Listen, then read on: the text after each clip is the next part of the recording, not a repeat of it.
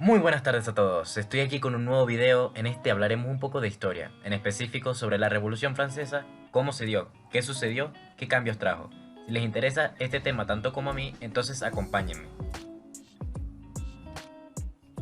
Para entrar en ambiente y entender de manera general qué fue la Revolución Francesa, fue un conflicto social y político con diversos periodos de violencia, que abarcó todo el territorio francés y que causó por extensión problemas a otras naciones de Europa, que enfrentaban a partidarios y opositores del sistema conocido como el Antiguo Régimen.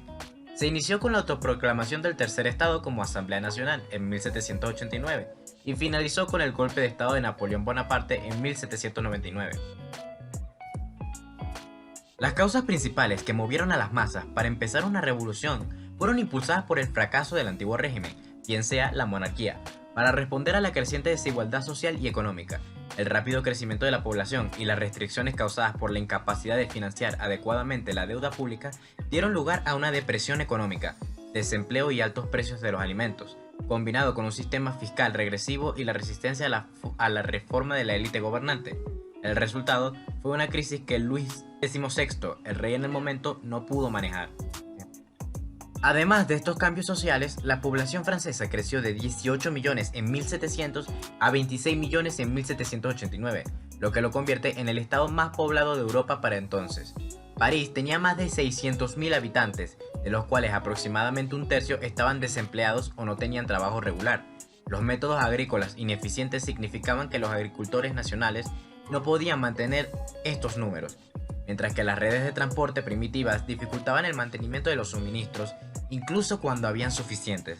Como resultado, los precios de los alimentos aumentaron en un 65% entre 1770 y 1790, pero los salarios reales aumentaron solo un 22%. La escasez de alimentos fue particularmente perjudicial para el régimen, ya que muchos atribuyeron los aumentos de precios a la incapacidad del gobierno para evitar la especulación. En la primavera de 1789, una mala cosecha seguida de un invierno severo había creado un campesinado rural sin nada que vender y un proletariado urbano cuyo poder adquisitivo se había derrumbado. Todo esto provocó que el 11 de julio de 1789 el rey Luis XVI, actuando bajo la influencia de los nobles conservadores, al igual que la de su hermano, el conde de Artois, despidió al ministro Necker y ordenó la reconstrucción del Ministerio de Finanzas. Gran parte del pueblo de París interpretó esta medida como un autogolpe de la realeza y se lanzó a la calle en abierta rebelión. Algunos de los militares se mantuvieron neutrales, pero otros se unieron al pueblo. El 14 de julio, el pueblo de París respaldó en las calles a sus representantes y, ante el temor de que las tropas reales los detuvieran, asaltaron la fortaleza de la Bastilla, símbolo del absolutismo monárquico, pero también un punto estratégico del plan de represión de Luis XVI, pues sus cañones apuntaban a los barrios obreros. Tras 4 horas de combate, los insurgentes tomaron la prisión, matando a su gobernador, el marqués Bernard de Launay. Si bien solo 4 presos fueron liberados, la Bastilla se convirtió en un potente símbolo de todo lo que resultaba despreciable en el antiguo régimen. Retornando al ayuntamiento, la multitud acusó al alcalde Jacques de Flissel de traición, quien recibió un balazo que lo mató. Su cabeza fue cortada y exhibida en la ciudad clavada en una pica, naciendo desde entonces la costumbre de pasear en una pica las cabezas de los decapitados, lo que se volvió muy común durante la Revolución. Y así, Francia pasó lentamente de una monarquía absolutista a una república. Ya no habían súbditos, sino ciudadanos. La sociedad, antes capitaneada por la aristocracia y el clero, tenía ahora en la burguesía su motor principal. Tan irreconocible estaba la nación y tan original era el modo en que se había organizado, que hubo que remontarse a la Roma clásica para dar nombre a sus nuevas instituciones: Senado, Consulado, Tribunado y Prefectura.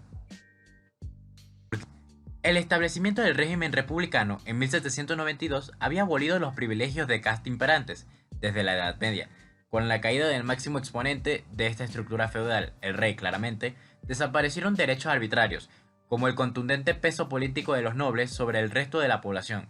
También se suprimieron los diezmos, esa parte de la cosecha que se destinaba como tributo a la iglesia o a la corona, y se eliminó la primicia de los hijos mayores en la herencia de las propiedades.